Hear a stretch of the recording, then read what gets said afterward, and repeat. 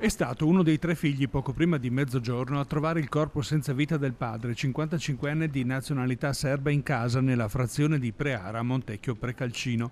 Il ragazzo ha lanciato l'allarme senza però fare cenno alle ferite d'arma da taglio ed un colpo d'arma da fuoco nel torace dell'uomo che giaceva a terra.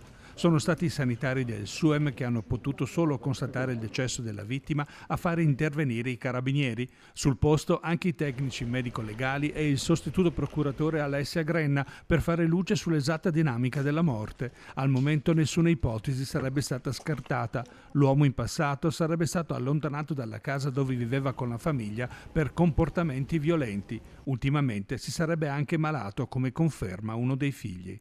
Ti ho detto, mio padre un periodo che stava male e è morto.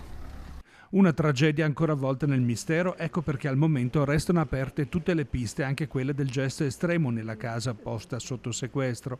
Una famiglia conosciuta in zona ma che viveva riservata. Era un po' riservato, secondo me, perché non mi ha parlato vere amicizie così, sebbene che c'è tanti anni che abita qui.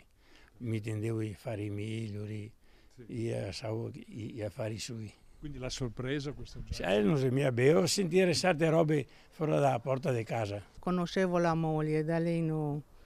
Ho sentito che era malato nell'ultimo tempo. Viveva da solo? No, aveva moglie e figli.